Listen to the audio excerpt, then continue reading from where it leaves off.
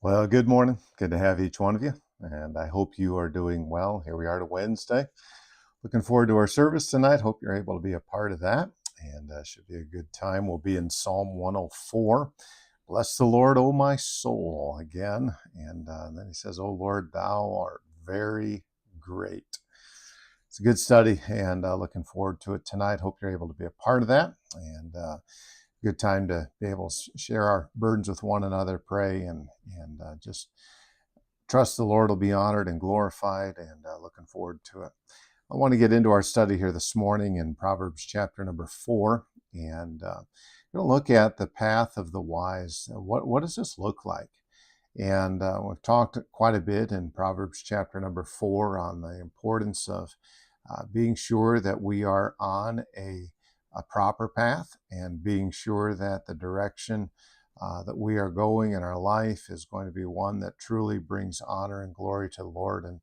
And sometimes there's a reality where that's not what's going on. And we need to be challenged by that and recognize that there is this reality where we need to be sure that the way that we're living our life is a way that truly is going to bring honor and glory to the Lord. And so one of the keys, again, is going to come up, and this is just simply the reality of the nature of what we're looking at. But we're on a path, and that path is leading to a certain destination. And we want to be sure then that the path that we are on is a path that is going to truly be pleasing to the Lord.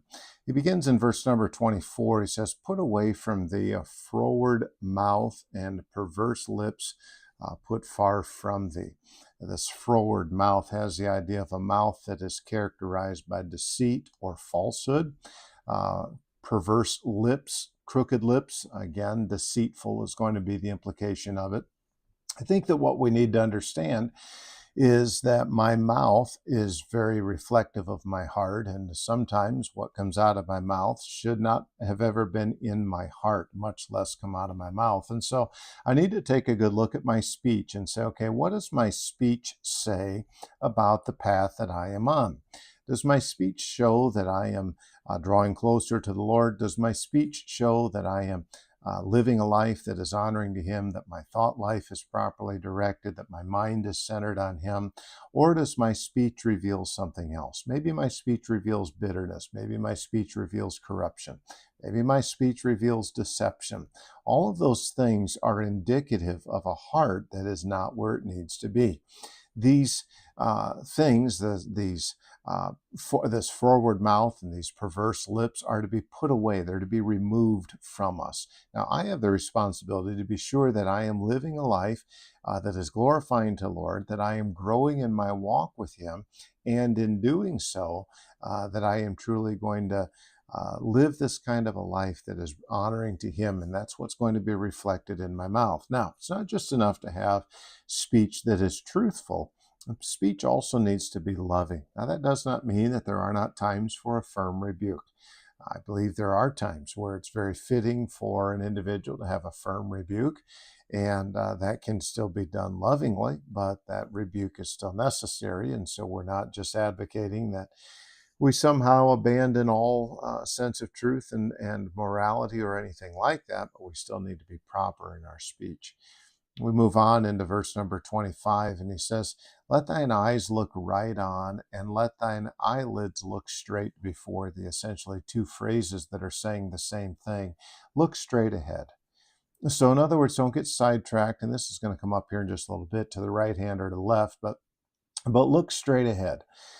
Don't get focused on all of these other things. I wrote down some things because I think we tend to be distracted easily.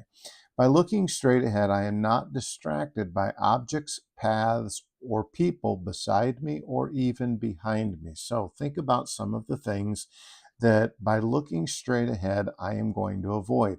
I'll avoid being sidetracked by the opinions of others. We live in a world that is just so starved for acceptance and validation that we unfortunately oftentimes allow all sorts of things to creep into our lives, and we find our lives being governed by the opinion of what everyone else thinks. Well, what if they think? What if they do? What if they say? And it is becoming even more prominent with our emphasis on social media and all of this. We need to be very careful that we don't allow ourselves to be governed by the opinions of others. What about by the failures of others? I think this can be another distraction. Sometimes we can look around and we can say, wow, you know what? So and so, boy, they really fell. So and so over here and so over there. And there's been some big names. Okay, guess what? And I don't want to diminish that by any stretch of the imagination, but at the same point in time, it ought to serve as a reminder for me to be sure that I'm where I need to be. I can get distracted by the possessions of others. Look at all the nice things that they've got, or the carefree life of others. They don't have any problems. I'm the only one that has problems. And all that we're doing is we're living a life that is distracted. We can be distracted by personal failures. So many times, so many Christians are living their life by driving forward, looking in the rearview mirror the entire time. Look out the windshield. Go ahead for God. You can't control the past. You can't change it. You can't alter decisions that have been made. You don't have to keep making them, but you need to go on and live a life that is pleasing to the Lord. Don't let guilt hold you down. Don't let guilt take you away from where you need to be. Satan will use this. Satan will cause you to feel that you're unworthy and you're insufficient and you're never going to amount to. All that is listening to the lies of Satan. Look ahead. Keep your eyes, Hebrews chapter 12, looking unto Jesus, the author and finisher of our faith. Keep your eyes straight ahead. Distracted Christians are ineffective. It doesn't matter what we're distracted by. Let's be sure that we're not distracted and instead living a life that is pleasing to Him. Verse 26, ponder the path of thy feet and let all thy ways be established. Give careful consideration to the path on which you are traveling.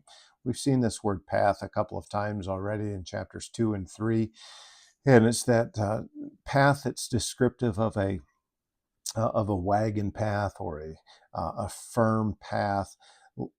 Ponder the path, that firm path that your feet are on. And let all thy ways be established or be steadfast or be sure. I need to be giving a constant consideration to the path on which I'm walking. Sometimes I need to make adjustments. When I need to make adjustments, I need to be willing to make those adjustments. But the path that I am walking on leads to a destination. Okay, this should not be difficult, but yet this is something we often ignore. And here's the really brilliant statement for the day. Unfavorable paths never produce favorable destinations. Unfavorable paths never produce favorable destinations. It just doesn't work that way. The path that you are on is leading to a particular destination. The nature of your path is going to determine the nature of that destination. There is no such thing as an unfavorable path that is then going to produce a favorable destination. I have got to ponder, give careful consideration to the path on which I am walking.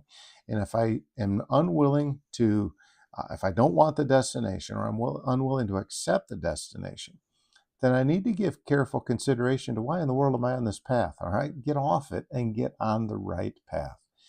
Then he says in verse 27, turn not to the right hand nor to the left, remove thy foot from evil. There we go back again to the same concept of being sure that we're not distracted, being sure that we don't deviate from the path on which we're on, the path we're supposed to be on. And instead, we need to be sure that we are truly where we need to be and living a life that is necessary.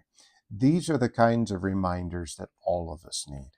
These are the things that's like, you know what, I just got a little bit distracted.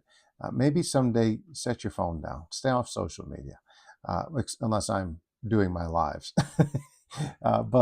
It's just, this is so distracting. And too many times I'm convinced we're not getting done what we need to be getting done because we're too distracted. Let's not let that be the case. Let's give a good, careful consideration to where we are in our life. And you know what? Let's go forward for the Lord. Say, man, it's not been a very good however many years, days, weeks, months, whatever. You know what? Can't change it, but I can change today. I tell people all the time, be sure the next step that you take is the right step. And let's do so. Let's go live a godly life today. Be in church tonight. It's a good place to be and a good place to keep our priorities where they need to be. We do need our private time, but we also need our corporate time. We need that time together, that time of prayer, that time of Bible study. So make it a priority, and I promise you, Satan will throw out plenty of excuses not to. But let's be there tonight. Psalm 104, great study. Go through it earlier, and I think you'll be encouraged by it. Not sure if we'll make it through all of there or not. I don't know. Kind of going back and forth on that. We'll see. Appreciate you guys. Thanks for joining me today. I do hope you have a good day today. And Lord willing, I'll be able to see you tonight. Take care. God bless you guys.